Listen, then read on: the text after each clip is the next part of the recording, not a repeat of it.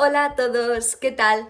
Bueno, hoy vamos a hablar un poco de gramática y en nuestro vídeo vamos a analizar el verbo to have en español porque tiene diferentes significados dependiendo del contexto, ¿vale? Entonces hoy vamos a analizar los dos significados en sus contextos, ¿vale? Well, so in fifth and sixth year, it's very common to see in dialogue constructions and opinion pieces, we could have the verb to have in two different contexts. It can be in the sense of belonging, which is the verb tener that we learned at the start of our learning process, or it can be if we're talking about having something to eat, food, meals, and that's we have more options in that case. So let's start with in the sense of belonging. Anything that you have in that moment, like I have one brother, I have two books, I have a gold, we use the verb tener. So for example, I have a brother. Tengo un hermano. What we learned already. Now, for example, if I want to say I have a cold, tengo un resfriado, ¿vale? So, tener only works with belonging, when you have something. Now, let's talk about the second one. For food or meals, that can be more confusing because it depends on what food or what meal we're talking. More than food, what meal we're talking about, and let's talk about it. So, if we want the general word, that's tomar. Okay.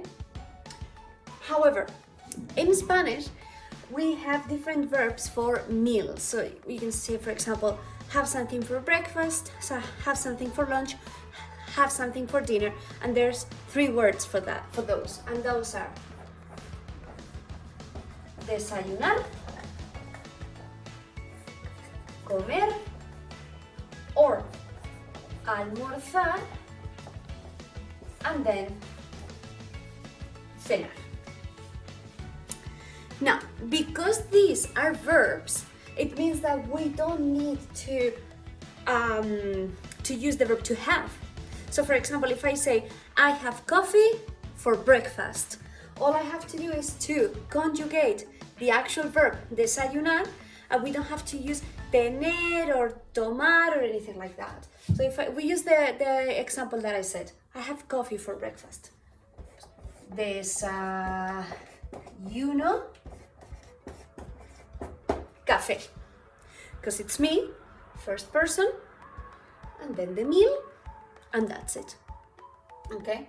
If I want to say, I have pasta for lunch, let's use comer, okay? We do the same. We use the verb, como, we conjugate it according to the person, and then we use the meal, como pasta. If I want to say, I have a sandwich for dinner, we do the same. We use the verb cenar, we conjugate it according to the person. So, ceno un bocadillo, and that's it.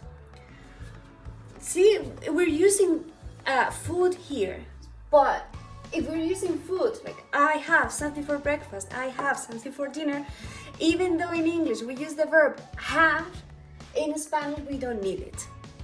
Could you use tomar? Yeah, but then you would need to be more specific when it comes to talking about the meal. So for example, you could say desayuno café or tomo café en el desayuno, and then you're using the meal.